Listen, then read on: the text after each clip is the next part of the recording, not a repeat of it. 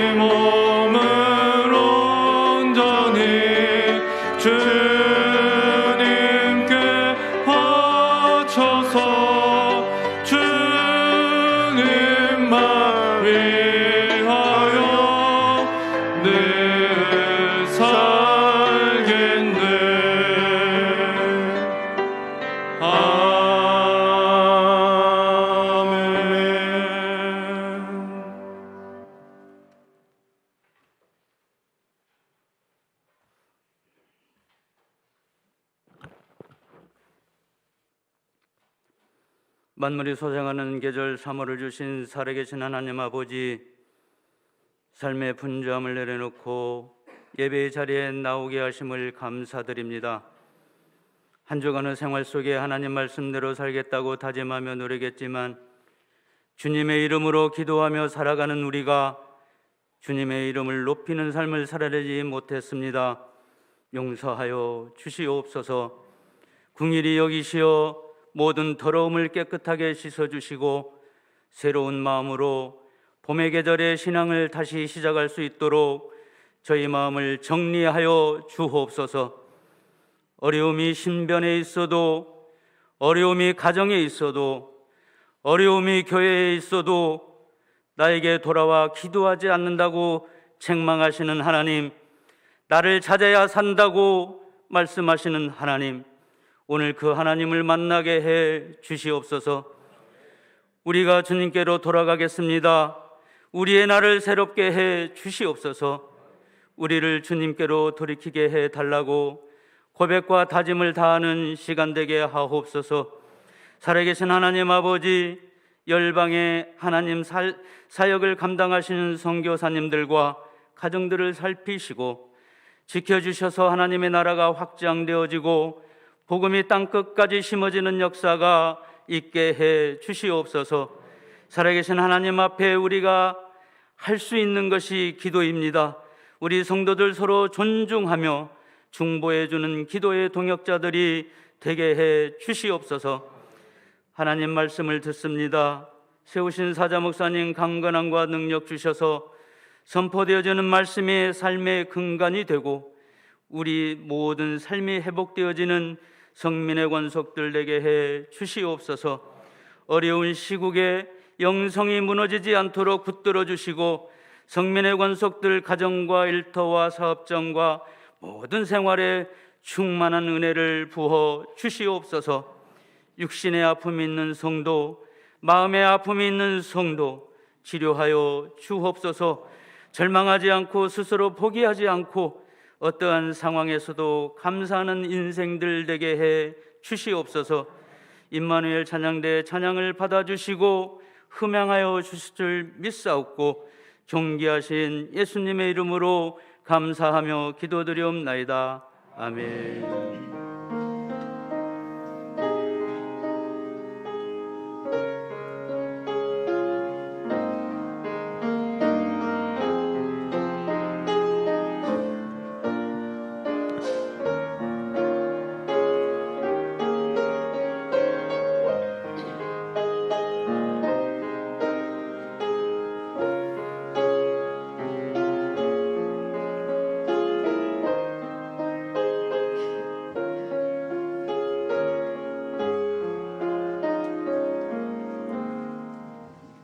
교회 소식은 주보를 참고해 주시고요. 두 가지 광고 말씀드리겠습니다. 거리두기 2단계가 더 2주간 연장됨으로 인하여서 동일하게 예배를 드리시는데 혹시 3부 예배에 오셔서 이렇게 본당에 못 들어오시고 지하에서 예배 들으시는 분들, 일부 예배 때는 자리가 좀 여유가 있습니다. 본당에서 함께 예배 드리기를 원하시는 분들은 조금 더 일찍 서두르시면 일부 예배 때 함께 예배를 드릴 수 있으니까 참고해 주시기를 부탁을 드리겠고요. 마지막 3월 마지막 주간에 고난주간 특별 새벽 기도회를 하고자 합니다. 주님의 고난에 동참한다라고 하는 의미인데 그저 우리가 함께 금식하면서 배고픔 속에서 고난에 동참하는 것이 아니라 고난에 동참한다라고 하는 것은 주님의 일을 하는 거죠. 그런데 주님의 일을 하는 우리가 어찌 기도하지 않고 할 수 있겠습니까? 우리의 힘으로는 할 수 없기에 하나님의 도우심을 구하며 해야 되지 않을까요? 여러분 고난 주간에 특별 새벽 기도 가운데 동참하셔서 이 땅의 어려움들을 하나님께서 은혜 가운데 해결해 주시고 다시 이전과 같은 모습으로 하나님의 뜻을 이루는 이 땅 되게 해달라고 기도하는 일에 힘써 주시기를 부탁을 드리겠습니다. 하나님 말씀 보시겠습니다. 마가복음 14장 22절 말씀부터 25절까지를 제가 봉독합니다. 신약성경 마가복음 14장 22절로 25절 말씀 제가 봉독하겠습니다. 그들이 먹을 때 예수께서 떡을 가지사 축복하시고 떼어 제자들에게 주시며 이르시되 받으라 이것은 내 몸이니라 하시고 또 잔을 가지사 감사 기도하시고 그들에게 주시니 다 이를 마시매 이르시되 이것은 많은 사람을 위하여 흘리는 나의 피 곧 언약의 피니라. 진실로 너에게 이르노니 내가 포도나무에서 난 것을 하나님 나라에서 새 것으로 마시는 날까지 다시 마시지 아니하리라 하시니라. 아멘. 임마누엘 찬양대 찬양 읽겠습니다.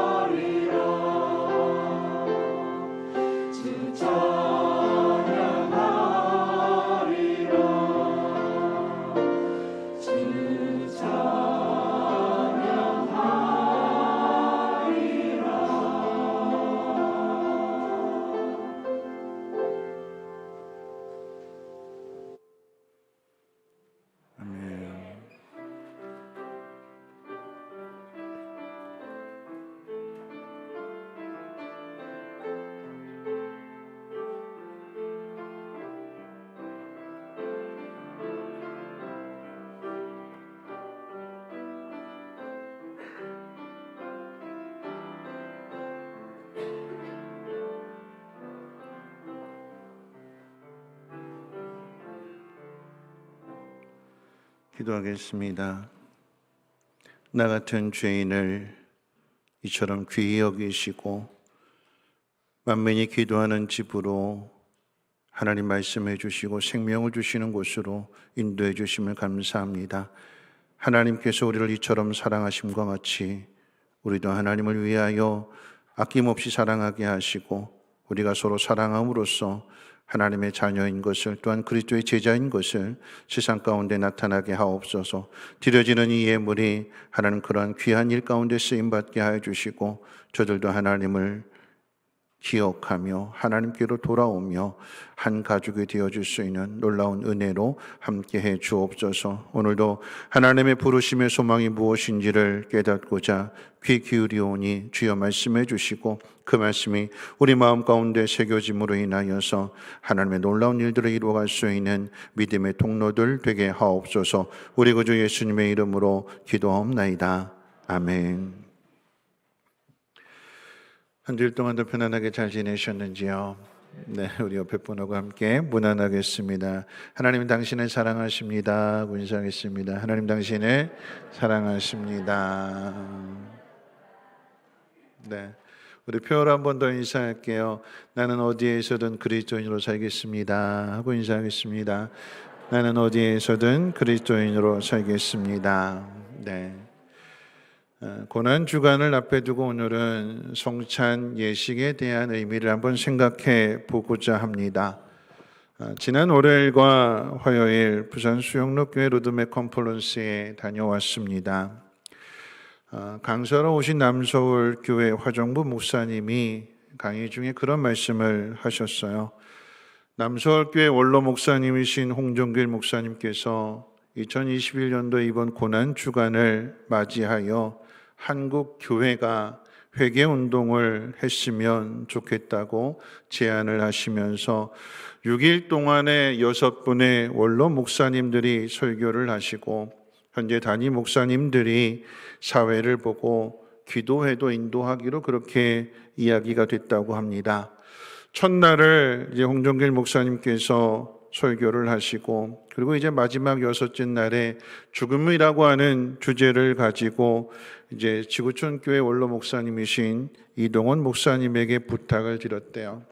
그런데 이 부탁을 드리는 것이 매우 조심스럽고 어려웠는데 그 이유는 이동원 목사님의 그 아드님이 작년 2020년도 10월 달에 먼저 하나님 나라로 부름을 받으셨대요.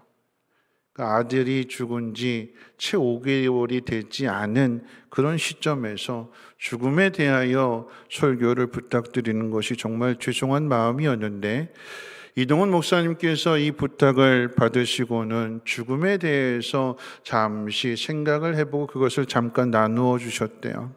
아들의 죽음에 대하여 좋은 대학을 나오고 미국 LA에서 변호사로 일하면서 세상적으로는 많은 월급을 받고 인정을 받는 것에 대하여, 그러니까 이동훈 목사님의 직접적인 얘기, 나는 그것을 얼마나 아버지로서 뿌듯해했었던가. 세상으로부터 인정을 받고 좋은 직장에 들어가고 월급 많이 받는 것으로 인해서 나는 얼마나 그것을 자랑스러워했던가. 그런데 아들이 죽고 나서 주님 품으로 보내고 났더니 그 사실이 너무나 마음이 아프더라라고 하는 것입니다. 내 신앙의 수준이 겨우 이것밖에 되지 않았는가? 우리의 신앙이라고 하는 것이 결국 수준이 이 정도밖에 되지는 않는구나 하는 것을 깨달으면서 마음이 무척이나 아프셨답니다. 저는 강의 중에 그 이야기를 들으면서 문득 한 병원장 부인의 이야기가 떠올랐습니다. 아들을 성공시키기 위해서 중학생 때부터 미국에 조기 유학을 보냈는데 아이가 미국에서 죽었다라고 하는 소식을 듣고는 이 엄마가 오열을 합니다. 가기 싫다고 엄마랑 함께 살겠다며 때를 쓰는 그 아이를 등 떠밀어서 보냈는데 영원히 돌아올 수 없게 되었기 때문입니다. 아들의 장례식장에서 엄마가 울부짖으면서 말한 엄마의 소원이 무엇인지 아십니까? 아들이 좋아하는 계란말이에서 아들에게 밥상을 차려주지 못한 것이 그것이 못내 아쉽고 그것이 소망이래요. 그것이 소원이랍니다. 부모가 자식을 먼저 떠나보낸 후에 후회하고 마음 아파하는 것은 자식을 위해서 하늘의 별을 따다 주지 못한 일이 아니라 평상시에 해줄 수 있는 것을 함께하지 못한 것에 대한 후회와 아쉬움입니다. 엉뚱한 것을 쫓다가 정말 중요한 것을 영원히 잃어버린 것에 대한 후회요, 가슴 아픔입니다. 오늘 우리에게도 무엇이 중요한지를 다시 생각해 보아야 할 것입니다. 정말 중요한 것을 놓치고 세상의 가치에 마음을 빼앗기고 살아가고 있지는 않는지, 마지막 순간이 왔을 때에 후회할 일은 하고 있지 않는지를 우리 스스로를 돌아보면서 점검해 보아야 될 것입니다. 오늘 본문은 십자가의 죽음을 앞에 둔 예수님께서 십자가의 죽음의 의미를 성찬 예식을 통해 제자들에게 가르쳐 주시는 내용입니다. 최후의 만찬으로 알려져 있는데 최후의 만찬이라고 하는 것은 많이 차린 음식이 아니라 아침을 조찬이라고 하고 점심을 오찬이라고 하며 저녁을 만찬이라고 할 때에 예수님의 마지막 저녁 식사라고 하는 뜻을 가지고 있습니다. 이 땅에서의 3년의 사역을 마치시고 마지막 십자가의 죽음만을 남겨둔 채 제자들과 함께 하시는 마지막 저녁 식사입니다. 그런데 그날은 유월절 지키기 위해서 어린 양을 잡는 날이라고 기록되어 있습니다. 성찬 예식을 가르쳐 주신 날이 유월절이었다라고 하는 것은 그 마지막 식사의 시간은 우연이 아니라 하나님의 시간이라고 하는 의미입니다. 여러분, 그런 의미에서 성찬 예식이 무엇인지를 살펴보기 전에 먼저 생각해야 될 것은 예수님의 죽음은 하나님의 시간 안에 있다라고 하는 것입니다. 오늘 본문이 시작이 되는 마가복음 14장 12절에서 제자들이 예수님 앞에 질문하기를, 주님, 어디에서 이 유월절 식사를 하시겠습니까? 어디에다 준비를 해야 될까요? 하고 예수님 앞에 물었더니 예수님께서 가르쳐 주시기를, 제자들에게 성내에 가보면 물동이 하나를 들고 가는 사람이 있을 것인데 그 사람을 보거든 주님이 유월절 식사를 어디서 해야 되는지 물으면 그가 가르쳐 줄 것이고 그가 안내해 줄 것을 예수님께서 말씀해 주셨어요.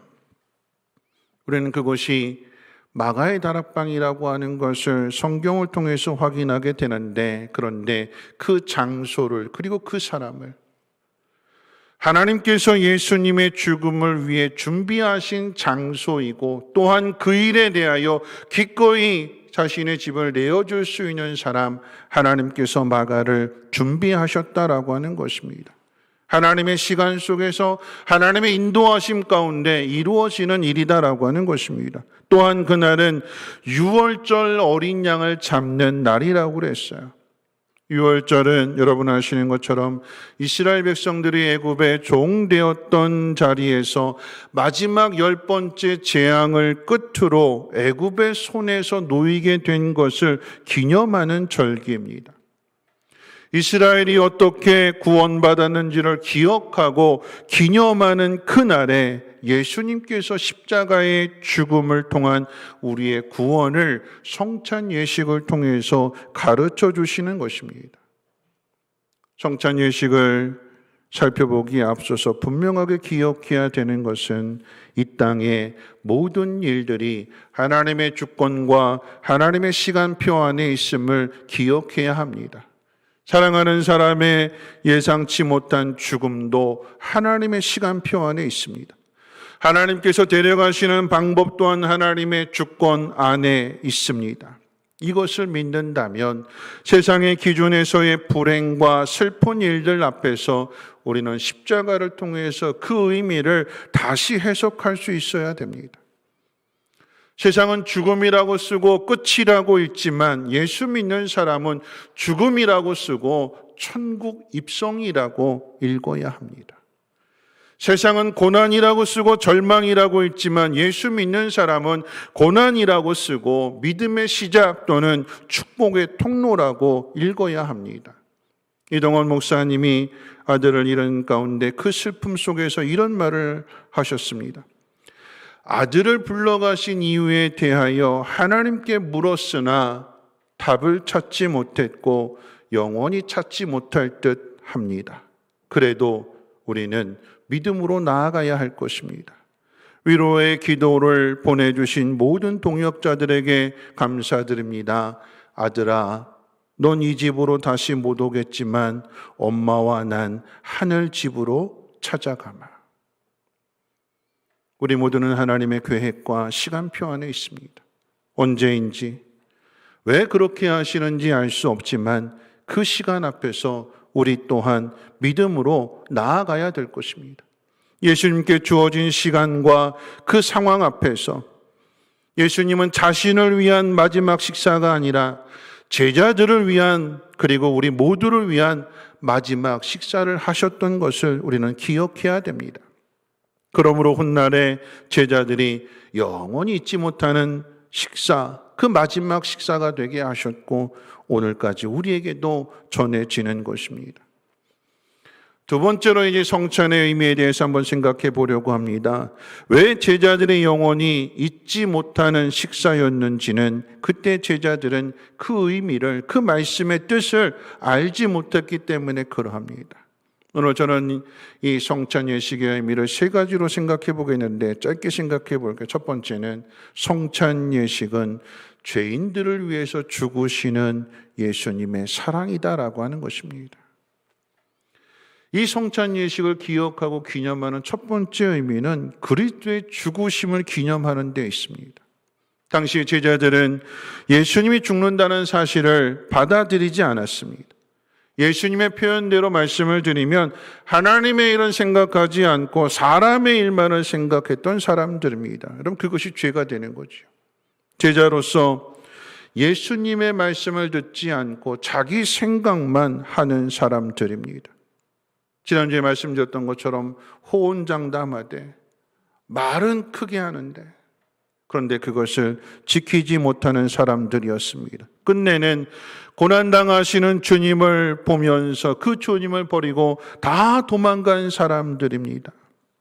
죄인이에요, 죄인.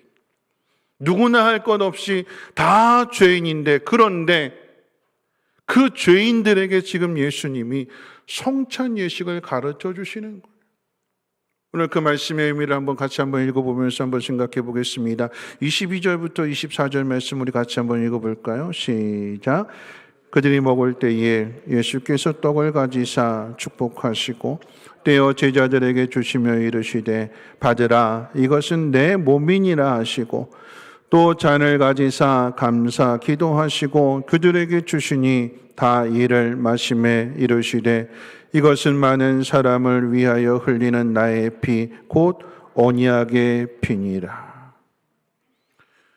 마지막 식사 자리에서 주님이 이것을 가르쳐 주셨어요. 여러분 한번 생각해 보세요. 마지막 식사 자리에서 이 죄인들에게, 이 배은망덕한 죄인들이고 예수님의 죽음을 생각하지 않고 자신들의 성공만을 생각하는 철부지 제자들에게 주님이 이 말씀을 주시는 것은, 또한 이것을 가르쳐 주시는 것은 이 죄인들을 주님이 버리지 않으신다라고 하는 얘기예요. 이 사람들을 생각해서 버릇없는 사람들, 철부지 같은 사람들, 나를 배신할 사람들 생각하면 이 마지막 식사만큼은 자신을 위해서 준비를 하셔야 돼요. 포기한다면, 버린다면. 근데 주님은 그런 제자들을 버리지 않으시고 그 마지막 식사 자리에서 예수님이 그래서 죽으신다라고 하는, 너희들을 위해서 내 몸을 찢고 내 피를 흘린다라고 하는 이 귀한 십자가의 그 복음을 그 제자들에게 지금 가르쳐 주시는 것입니다. 이것이 사랑입니다.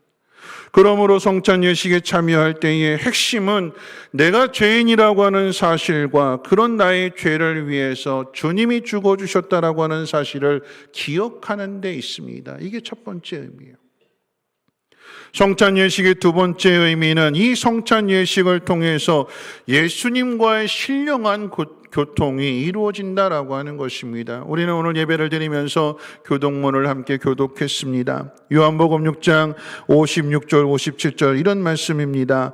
내 살을 먹고 내 피를 마시는 자는 내 안에 거하고 나도 그의 안에 거하나니 살아계신 아버지께서 나를 보내심에 내가 아버지로 말미암아 사는 것 같이 나를 먹는 그 사람도 나로 인하여 살리라. 나를 먹는 그 사람도, 즉 떡을 먹고 잔을 마시는 그 사람도 나로 인해서 산다라고 하는 말씀이에요. 예수 그리스도를 믿고 하나님의 자녀로 부름을 받는 사람들이 갖는 그리스도의 와의 그 영적인 연합에 대하여서 가르쳐주는 말씀입니다. 누가 이 성찬 예식에 참여할까요? 세례를 받은 사람들입니다. 세례받았다라고 하는 의미는 내 안에 내가 죽어지고 내 안에 그리스도가 사신다라고 하는 것을 고백하는 사람이 세례를 받는 것 아니겠습니까? 떡과 잔을 먹고 마심으로써 예수님의 그 찢기신 몸이 내 안에 들어왔고 예수님이 흘리신 그 피가 내 속에 들어옴으로 내 속에 있는 모든 것들을 정결하게 깨끗하게 의롭게 씻어주셨다라고 하는 것을 성찬 예식을 통해서 고백하는 거잖아요. 그러므로 주님과 내가 하나가 되었다라고 하는 것을 의미하는 것입니다. 예수님과 우리가 성찬 예식을 통해서 신령한 교통을 이루고 있다. 우리가 예수님과 하나가 되었다라고 하는 것을 어떻게 확인할 수 있을까요? 세상에 어떻게 증거할 수 있을까요? 순종입니다. 순종. 하나님 말씀에 순종하는 거예요. 하나님의 말씀이 예수님의 말씀이기 때문에 그 말씀 가운데 순종함으로써 주님과 내가 하나가 되어졌고 내 안에 내가 죽고 주님이 사신다라고 하는 것을 세상 앞에서 증명하는 것입니다. 순종이 무엇일까요? 지난 금요일에 말씀드렸어요. 순종이라고 하는 것은 주도권을 넘겨드리는 거예요. 내가 주장하지 않고 내가 주도하지 않고 내 안에 계시는 주님이 주도권을 가지고 나를 주장하실 수 있도록 내 모든 것을 맡기는 것입니다. 지난 금요일날 이삭에 대한 이야기 했잖아요. 아버지 아브라함이 이삭을 제물로 바치려고 할 때 이삭의 순종은 그 아버지 앞에 자신의 목을 내놓는 거예요. 자신의 권리를 아버지 앞에 맡기는 거예요. 마음대로 하십시오, 뜻대로 하십시오. 그것이 순종입니다. 그 순종을 통해서 여호와 이레 하나님, 모든 것을 준비하시는 하나님, 선물로 주시는 하나님을 만나는 거 아니겠습니까? 우리가 성찬 예식을 대할 때마다 주님과 내가 하나가 되어졌다. 비록 떡과 잔을 마시는 일이지만 그 의미를 통해서 주님이 이것을 가르쳐 주셨고 이것을 전하라고 하셨고 그래서 전하는 내가 이것을 삶을 통해서 경험되어지게 될 때 이것을 증언하는 것이고 증인이 되는 삶을 살아가는 거 아니겠습니까? 신령한 교통이 이루어지는 것입니다. 세 번째입니다. 이 성찬 예식을 통해서 우리에게 영원한 승리를 확신케 한다라고 하는 것입니다. 오늘 말씀 한번 25절 같이 한번 읽어볼까요? 25절 말씀입니다. 시작. 진실로 너희에게 이르노니 내가 포도나무에서 난 것을 하나님 나라에서 새 것으로 마시는 날까지 다시 마시지 아니하리라 하시니라. 여러분, 당시의 제자들은 예수님이 죽는 것조차도 이해를 못했어요. 이 식사가 마지막 식사라고 하는 것조차도 깨닫지 못했습니다. 그래서 지금 주시는 이 말씀의 의미를 이해하지 못했지만 이 말씀 속에는 예수님의 죽음과 부활과 영원한 하나님 나라에 대한 소망의 의미가 담겨져 있습니다. 포도나무에서 난 것을 다시 마시지 않는다라고 하는 것은 예수님의 죽음을 뜻하는 것이고 하나님 나라에서의 새 것으로 마시는 날이라고 하는 것은 예수님께서 죽음의 권세를 이기시고 부활하시고 승천하신 후에 재림의 주로 다시 오실 그 날에 대한 소망을 주시는 말씀입니다. 제자들로서는 그 당시에 이해를 못했으나 그런데 예수님의 죽으심을 보고 부활을 보고 승천을 보고 그 이전에 주셨던 말씀 가운데 내가 너희를 위해서 초소를 예비하러 간다. 내가 초소를 예비하면 너희들 있는 곳에 와서 너희들을 나 있는 곳으로 데려간다 하신 그 말씀의 의미를 성령을 통해서 깨닫게 되는 거예요. 그래서 지금 우리가 비록 이 땅에 살아가고 있지만 우리는 주님이 계시는 저 하늘나라로 갈 것이라고는 소망을 가지고 이 성찬 예식을 통해서 그것을 다시 한번 확인하게 되는 것입니다. 핵심이 무엇일까요? 죽음이 끝이 아니라 부활과 영원한 생명이 있음을 예수 그리스도를 통해서 또한 가르쳐 주신 성찬 예식을 통해서 확인하고 그것을 붙들고 살아가는 것입니다. 마지막 세 번째로 생각해 볼 것은 이 성찬 예식의 결과입니다. 이 사실을 당시의 제자들이 깨닫지 못했잖아요. 근데 그 결과가 무엇일까요? 우리 같이 한번 읽어볼까요? 26절 말씀입니다. 26절 말씀 한번 같이 한번 읽어봅니다. 시작. 이에 그들이 찬미하고 감람산으로 가니라. 이 마지막 식사를 마치고 성찬 예식도 마치고 그리고 이들이라고 했으니까 제자들과 예수님이 찬미하고 감람산으로 갔대요. 뭘 찬양했을까요? 이 제자들이 알지도 못했는데 왜 이 식사를 하는지, 왜 떡을 띄워주는지, 왜 잔을 마시게 하는지 말씀은 들었는데 그 의미가 무엇인지를 깨닫지 못하는 이 제자들이 도대체 무엇을 찬양할 수 있을까요? 무엇을 찬미했을까요? 그럼 여기 기록된 이 찬미라고 하는 것은 유월절 규례를 통한 찬미입니다. 그러니까 유월절 식사를 하게 될 때에 어린 양, 1년 된 어린 양을 잡아서 그 고기를 먹고 무교병을 먹고 쓴 나물을 먹는 것으로 유월절을 끝내는 것이 아니라 그 식사를 한 후에 찬양을 하게 되는데 그 찬양이 시편 113편부터 118편까지의 6개의 찬양을 드리는 거예요. 그 말씀의 의미를 한번 살펴보기를 원합니다. 우리 함께 한번 찾아보겠습니다. 시편 113편부터 한번 보십시오. 무엇을 찬양했는가? 구약의 이스라엘 백성들의 유월절을 기념하면서 무엇을 찬양했는가? 시편 113편. 자, 1절 한번 같이 한번 읽어보겠습니다. 113편 1절입니다. 시작. 할렐루야. 여호와의 종들아 찬양하라. 여호와의 이름을 찬양하라. 그러니까 유월절 식사를 마치고 하나님을 찬양하라라고 하는 얘기예요. 뭘 찬양할까요? 뭘 찬양하겠어요?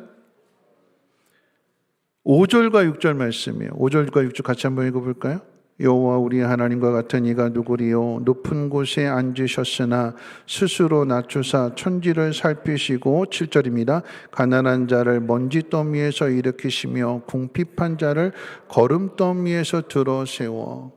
높은 보좌에 계신 하나님께서 낮고 천한 이 땅에 먼지더미에 있는 우리들을 가난한 자를 궁핍한 자를 일으켜 세우시기 위해서 이 땅에 오신 것을 찬양하래요. 그러면서 시편 114편으로 이어지게 되는데 이 114편 1절부터 8절까지로 한번 교독으로 한번 읽어보도록 하겠습니다. 중요한 내용이기 때문에 한번 교독으로 읽을 때 제가 먼저 읽겠습니다. 이스라엘이 애굽에서 나오며 야곱의 집안이 언어가 다른 민족에게서 나올 때에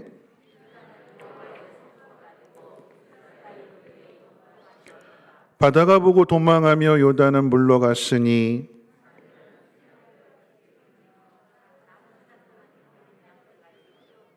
바다야 내가 도망함은 어찌함이며 요단아 내가 물러가면 어찌함인가.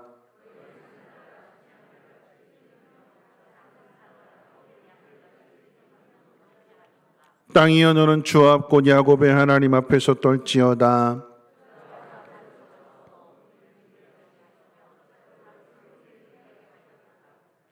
자, 뭘 찬양하라고 하는 걸까요?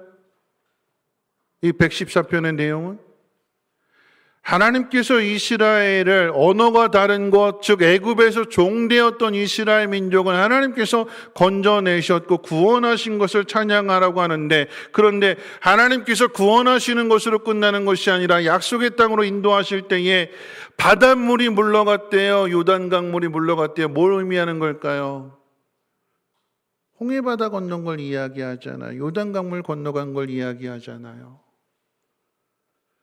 이스라엘 백성들이 애굽에서 나와서 가는 길에 바다가 떡하니 가로막혀서 이게 장애물인 줄 알았는데, 그런데 하나님 명령하시니까, 하나님 말씀하시니까 그 바다가 길을 열어주잖아요. 요단강물이 길을 열어주잖아요.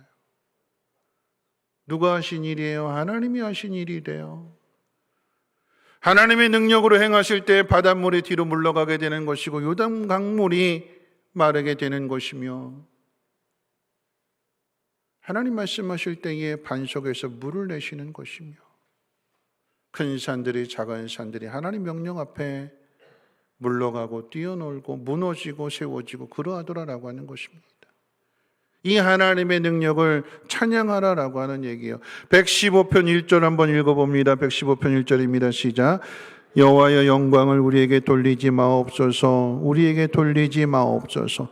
오직 주는 인자하시고 진실하심으로 주의 이름에만 영광을 돌리소서. 누구에게 영광을 돌리래요? 하나님 앞에만 영광을 돌리래요. 우리에게 영광을 돌리지 말라라고 하는 것은 우리가 한 일이 아닙니다. 구원에 대하여 우리가 한 일이 없습니다. 하나님이 이루어 주셨습니다. 그래서 하나님의 이름만 높임을 받으시고 하나님께만 영광을 돌리기를 원합니다. 이 찬송의 고백이 되는 거예요. 116편 1절도 한번 읽어볼까요? 116편 1절입니다. 시작. 내 음성과 내 간구를 들으심으로 내가 그를 사랑하는도다. 자, 하나님을 믿는 사람들, 예수 그리스도를 믿는 사람들의 특권이 뭘까요? 특권이 뭐예요? 기도래요, 기도. 막혀있는 그 자리에서 우리가 하나님 앞에 기도하면, 부르짖으면 하나님이 그 음성을 들으시고 응답해 주신대요. 이게 놀라운 하나님의 자녀에게 주시는 특권입니다. 구원받은 사람들에게 주시는 하나님의 선물이에요. 아버지가 되신다고 그러셨잖아요. 아들이 구하는 것을 아버지가 어떻게 외면할까요? 들어주신대요. 아들을 주시기까지 아끼는 것이 없이 다 들어주신대요. 그분이 우리 아버지시래요. 하나님이시래요. 자, 그 다음 말씀 볼까요? 117편 1절입니다. 시작. 모든 나라들아 여호와를 찬양하며 너희 모든 백성들아 그를 찬송할지라. 모든 나라라고 그랬어요. 이스라엘만이 아니라, 유대인들만이 아니라, 우리는 생각할 때 하나님이 나만 사랑한다고 생각하는데 나만이 아니라 이스라엘을 통해서 세상 모든 사람들에게 이 하나님의 사랑을, 이 하나님이 주시는 복을 나누어 주시기를 원해요. 성찬의 의미는 그런 의미예요. 너희들만 먹어 이게 아니라 이것을 가르쳐서 지키게 하라. 그 사랑을 깨닫고 그들도 하나님의 자녀가 그리스도인이 되게 하라라고 하는 그 하나님을 찬양하고 그 하나님의 사랑을 전해야 될 책임이 찬양하는 사람에게 있다라고 하는 얘기예요. 자, 마지막 118편 1절과 2절 말씀 한번 읽어봅니다. 시작. 여호와께 감사하라. 그는 선하시며 그 인자하심이 영원함이로다. 이제 이스라엘은 말하기를 그의 인자하심이 영원하다 할지로다. 하나님이 이를 어떻게 이루어 가시는가? 하나님의 인자하심으로 이를 이루어 가신다. 예수님이 마지막 그 6월절 만찬 마지막 그 식사의 자리에서조차도 자신을 위하지 아니하시고 제자들을 위해서 그 성찬 예식을 가르쳐 주시는 이유가 무엇입니까? 인자하심이 인자하심, 자비로우심, 긍휼을 베풀어 주심. 너 끝이야. 그게 아니라 자신의 생명을 주시기까지 하나님의 그 인자하심을, 자비로우심을, 은혜 베풀어 주심을, 그것을 가르쳐 주는 것입니다. 그리스도인으로 산다는 것은 이 사실을 믿고 확인하고 우리의 삶 속에서 확인하고 또한 그것을 다른 사람들에게 증거하는 삶을 산다라고 하는 것입니다. 하나님의 선하심과 인자하심을 믿는 사람만이 장애물을 만날지라도 고난을 당한다 할지라도 이것이 고난이 아니라, 앞서 이동훈 목사님 말씀드렸잖아요. 아들을 잃었는데 왜 하나님 나에게 이런 시련을 주시고 이런 슬픔을 주십니까가 아니라, 내가 하나님 앞에 물었으나 하나님 이에 대해서 대답하지 않지만 나는 하나님의 선하심을, 하나님의 인자하심을 믿습니다. 믿음으로 나아가겠습니다. 여러분, 이게 진짜 신앙의 고백이 아닐까요? 세상의 사람들은 아들을 잃은 슬픔을 통해서 저 사람 뭐 잘못했나 봐, 하나님 저 사람에게 벌을 주셨나 봐, 이렇게 생각하는데, 그런데 정작 그 슬픔 가운데 있는 사람은 선하신 하나님께서 이 일을 통해서 더 풍성한 열매를 맺으신다라고 하는 이 사실을 믿고 믿음으로 나아가는 거 아니겠습니까? 여러분, 이 땅에 오신 예수님의 의미를 한번 생각해 보십시오. 주님은 죄인들을 위해서 죽으셨습니다. 세상의 일만 생각하던 죄인들을 수준 낮다고 버리지 않으시고 자신의 생명으로 값을 지불하시고 사랑으로 하나가 되게 하셨습니다. 예수님의 그 사랑은 진심이셨습니다. 예수님을 배반하고 팔 가룟 유다에게도 진심이셨습니다. 그 진심을 밥 먹는 자리, 그것도 마지막 식사 자리에서 가르쳐 주셨습니다. 그렇기 때문에 그 당시에는 깨닫지 못했으나 후에 그 의미를 깨닫게 된 제자들에게는 영원히 잊지 못하는 식사가 됩니다. 예수님이 죽기 전에 그 십자가의 죽음 앞에 남겨주신 가장 귀한 선물이 되는 것입니다.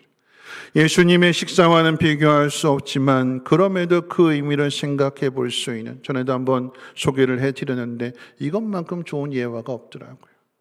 바베티의 만찬을 소개하면서 말씀을 맺겠습니다.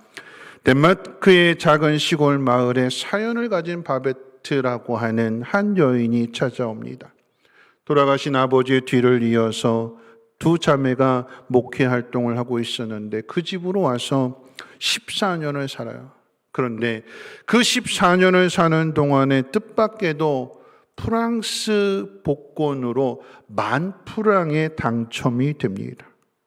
사람들은 이 복권에 당첨된 여인이 그 큰 돈을 가지고 새로운 인생을 위해서 이 마을을 떠날 것으로 생각했는데, 여인은 부탁하기를 이 당첨금으로 만찬을 할 수 있도록 해달라는 부탁을 합니다. 그리고 나서 이제 그 만찬을 위한 집에 재료들이 도착을 하게 되는데 사람들이 보고 기겁을 합니다. 음식 재료가 거북이, 소머리, 소대가리라고 하죠. 혐오감을 주기 위해서 거북이, 소대가리, 메추라기, 그리고 달팽이, 뭐 이런 것들이 오는 거예요. 시골에서 소박한 음식만 먹던 사람들이 뭐 거북이가 오고 만찬을 준비하는 이런 게 오니까 이거는 야 맛있겠다라고 하는 기대감이 아니라 우리가 저걸 먹을 수 있을까 하는 걱정으로 바뀌었대요. 도대체 저걸 가지고 뭘 만들까? 한 번도 먹어본 적이 없기 때문에 걱정하고 있는데, 그런데 이 영화 내용 중에 재미있었던 부분 두 가지가, 인상적인 부분 두 가지가 있는데, 이 만찬을 준비해서 이제 만찬을 시작하는데 만찬을 먹기 위해서 기도를 하는데 그 만찬의 자리에 12명이 앉아 있어요. 그러니까 12명이 초대를 받은 거예요. 왜 12명일까요? 왜 12명일까요? 네, 좀 뒤에 말씀드릴게요. 12명이 앉아서 초대를 받아서 이제 만찬을 먹기 위해서, 저녁 먹기 위해서 이제 기도를 하는데 그 중에 서로 사이가 안 좋은 사람들이 있는 거예요. 근데 이 사람들이 기도 시간에 눈을 뜨고 서로를 막 이제 째려보는 거예요. 넌 여기 왜 왔어? 막 이런 식으로. 넌 여기 왜 왔어? 아, 기분 망쳤어. 막 그런 의미로 시기하고 질투하는 마음으로 기도 시간에 서로 헐뜯고 비방하고 막 이러더래요. 이 모습 보면서 누가 떠오를까요? 12. 누구예요? 시기하고 질투하고 누굴까요? 예수님의 제자들. 그런데 또 한 가지 인상적인 것은 뭐냐면 그 12명의 사람들 중에 한 사람이 내오는 음식 하나하나를 먹으면서 이건 뭐다 가르쳐주는 사람이 있었어요. 그러면서 이 사람이 말하기를 이건 거북이 스프네. 이 와인은 어떤 와인이네. 이 메추라기는 어떤 거네 하면서 한 사람이 그걸 가르쳐주면서 말하기를 내가 프랑스의 한 고급 식당에 가서 이 음식 맛을 봤는데 거기 그 고급 식당의 수석 요리사가 여자라고 하는 이야기를 들었는데 이 음식 맛이 그 맛하고 똑같다고 이야기를 해요. 바베트가 누구일까요? 그 고급 식당의 수석 요리사였던 거예요. 이 음식이 무엇인지를 알지 못했는데 근데 그 음식을 먹으면서 이게 뭐다 라고 하는 것을 가르쳐 주게 되니까 그 사람들이 그것을 먹으면서 이게 그런 거구나. 이게 참 비싼 거구나. 귀한 거구나 하면서 마음의 문이 열려지면서 기도할 때 서로 헐뜯고 시기하고 이런 사람들이 마음의 문을 열고 하나가 되고 화합이 되더라라고 하는 거죠. 만찬이 끝나고 나서 사람들이 다 돌아간 뒤에 그 두 자매가 생각하기를 이제 만찬이 끝났으니까 바베트도 이제 이 마을을 떠나겠구나 하고 생각을 했는데 이 바베트가 뜻밖의 이야기를 합니다. 저는 프랑스로 돌아가지 않습니다. 돈을 다 썼거든요. 사실 저는 프랑스 고급 식당의 수석 요리사였습니다. 그런데 그 식당은 12명이 식사하는데 10,000프랑이 듭니다. 자신의 돈을 다 쏟아부은 거예요. 그 시골 사람들 12명을 대접하기 위해서 복권에 당첨된 그 금액을 전부 다 써버렸어요. 돈에 대한 욕심이 아닌 다른 누군가를 기쁘게 해주기 위해서 자신의 모든 것을 다 바치는 바베트. 이 바베트를 보면서 두 자매가 이렇게 말합니다. 이제 가난하게 됐네. 그랬더니 바베트가 이런 말을 남겼어요. 예술가는 결코 가난하지 않습니다. 이거 우리말로 의역하면 이런 이야기예요. 사랑하는 사람은 결코 가난하지 않습니다. 자신들을 위해서 10,000프랑이라고 하는 돈을 써서 식사를 대접했다라고 하는 사실을 안 이 사람들이 이 만찬에 대하여 무엇을 기억할까요? 단 한 번도 먹어보지 못했던 거북이 스프에 대하여, 메추라기 통구이에 대하여, 프랑스산 와인에 대한 그 맛을 기억할까요? 12명이 먹는데 사용된 그 10,000프랑의 가격을 이게 그렇게 비싼 돈이야, 비싼 음식이야, 그걸 기억할까요? 아닙니다. 그들이 기억한 것은 자신들을 위해서 기꺼이 그 값을 지불하고 요리를 만들어준 바베트라고 하는 그 여인.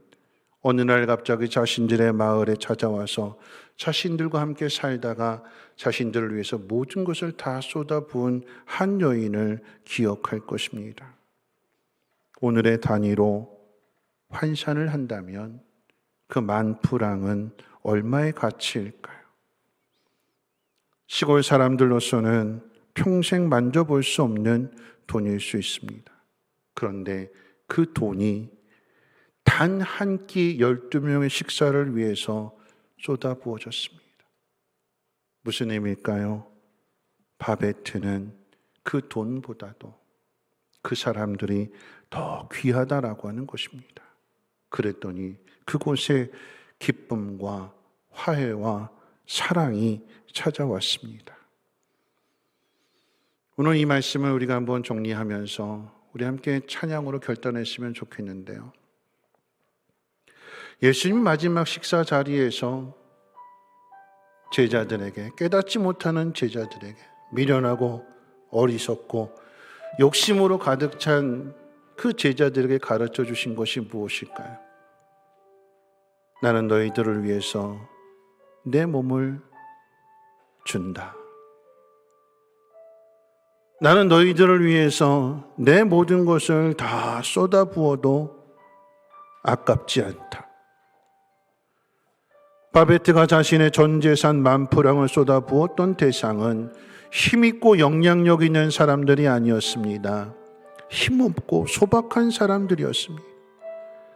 예수님이 자신의 생명을 주시는 그 대상은 똑똑하고 유능하고 영향력 있는 사람들이 아니었습니다. 다 죄인들이었습니다. 그것도 가장 가까이에 있었던 죄인들, 제자들이었습니다. 다시 말하면 사랑이 필요한 사람들이었기 때문에 그저 주님은 자신의 몸을 주시고 생명을 주시는 본을 보여주셨습니다. 우리는 그것을 십자가라고 쓰고 사랑이라고 있습니다.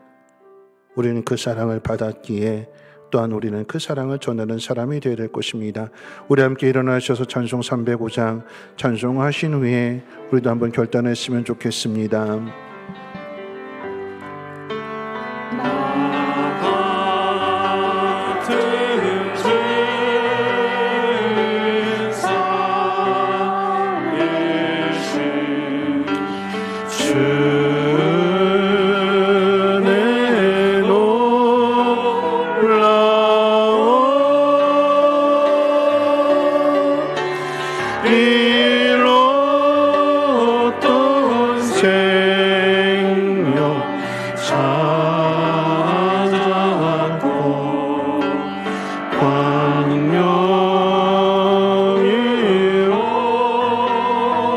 다시 한번 고백합니다. 나 같은 죄인 살리신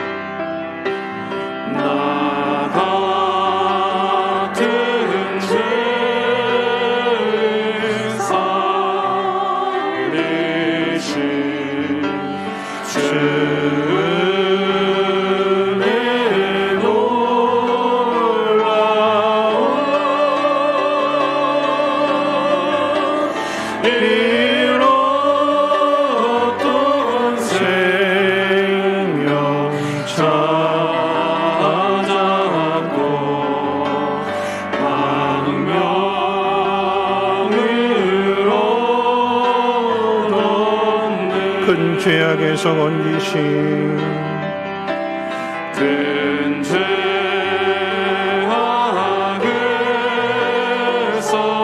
건지신 주 내 고마움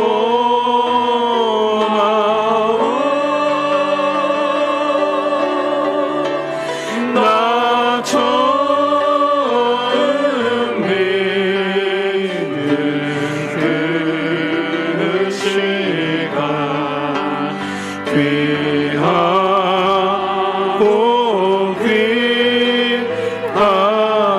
이제껏 내가 산 것도 이제껏 내가 산 것도 주님의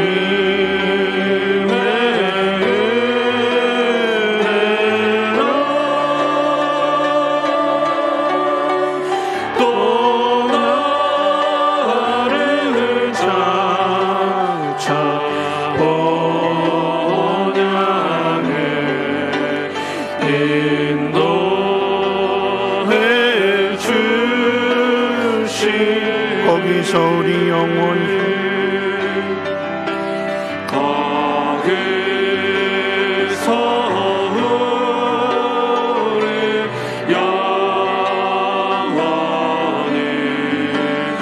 주님의 은혜로 해처럼 밝게 살면서 주 찬양하리라.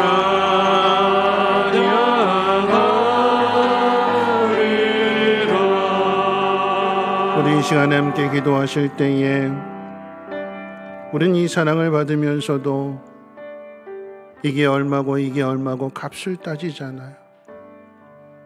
근데 하나님은 값으로 따질 수 없는 그 아들을 우리를 위해서 주셨습니다. 깨닫지 못하고 자기 생각만 하는 그 이기적인 제자들, 욕심이 가득한 그 제자들을 위해서 마지막까지도 영원히 기억될 만한 그 식사를, 그 성찬 예식을 가르쳐 주셨으며 이것을 통해서 내가 너희를 버리지 않는다. 우리가 살아가는 모든 것이 우리를 버리지 아니하시고 우리를 끝까지 사랑하시는 그 하나님의 사랑, 그 하나님의 은혜 있음을 우리에게 가르쳐 주시는 것이고 거기서 영원히 하나님 나라에 들어가서 그 영원한 삶을 살 수 있도록 우리를 인도해 주시는 이 하나님을 우리가 찬양해야 되지 않을까요? 어떻게 찬양하겠습니까? 순종입니다. 어떻게 순종하겠습니까? 가장 가까운 사람과 화목하게 하는 것이고 값을 지불해 주는 것이고 끝까지 사랑하는 것입니다. 오늘도 우리가 주님과 같은 그런 삶을 살아갈 수 있도록 가장 가까운 사람을 사랑하면서 그리스도의 사랑을 전하는 제자가 되게 해달라고, 이 땅을 고쳐주시고 한국교회를 고쳐달라고 우리 함께 동성으로 하나님 앞에 기도하겠습니다. 그렇습니다. 하나님, 우리는 다 죄인입니다. 가르쳐 주시는데도 그 사랑을 깨닫지 못하는 미련하고 어리석은 죄입니다. 왜 그렇게 못 알아듣느냐고, 왜 그렇게 이기적이냐고 주님 나무라지 아니하시고 버리지 아니하시고 자신의 몸을 찢으시고 자신의 피를 흘리심으로 인하여 자신의 생명을 주심으로 인하여 우리에게 영원한 생명을 주셨고 다시 넘어지지 말라고 우리와 한 몸을 이루게 하셨습니다. 우리가 하나님의 이 놀라운 은혜 가운데 있음을 깨닫게 해주셔서 하나님, 우리도 믿음으로 살아가게 해주시고 주님의 뜻대로 가르쳐 주신 대로 말씀대로 순종하며 살아갈 수 있는 우리 모두가 되게 하옵소서. 하나님, 우리는 하나님의 뜻을 이해하지 못합니다. 왜 그렇게 하셨는지 이해하지 못하지만 하나님은 선하신 하나님이시며 하나님은 인자하신 하나님이십니다. 자비를 베풀어 주시는 하나님이십니다. 그 하나님을 잊지 아니하게 하시고 우리가 믿음으로 나아가기를 원합니다. 십자가의 사랑으로 하나님 다시 보게 해주시고 결단하게 해주시고 하나님의 그 놀라운 사랑을 세상 가운데 전하여서 모든 나라들이 하나님을 찬양하며 모두가 다 하나가 되어질 수 있도록 기꺼이 그 값을 지불할 수 있는 그리스도인들 되게 하시고 우리 성민교회가 되게 하시며 한국교회가 되게 하옵소서. 사랑이 없다고 탄식하는 저들에게 하나님의 그 놀라우신 사랑을 우리를 통하여 득할 수 있도록 주님 도와주시옵소서. 연약할 때마다 붙들어 주시고 막힐 때마다 기도할 때에 우리의 음성을 들어주시고 응답해 주시고 길을 열어 주시옵소서. 주의 영광 가운데 나아가게 하옵소서. 걸어가신 하나님 감사합니다. 이처럼 사랑해 주심을 감사합니다. 몰랐습니다. 이제라도 알게 하시고 영원히 기억되는 그 의미를 우리 마음 가운데 다시 한번 새기며 그 뜻 가운데 순종할 수 있는 우리 모두가 되게 하옵소서. 순종하기를 원합니다. 우리의 주도권과 우리의 권리와 우리의 생명을 하나님 앞에 드리오니 주의 영광을 위하여 사용하여 주시고 그곳에 놀라운 능력의 역사들 나타나게 해 주옵소서. 축복의 통로들 되게 하시고 걸어가는 그 길 가운데 부족함 없도록 하나님 채워 주시옵소서.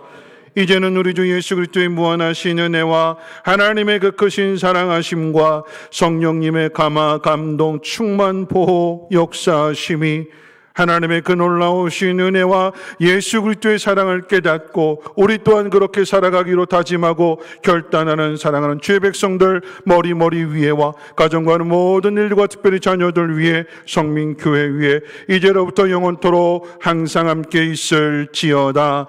아멘.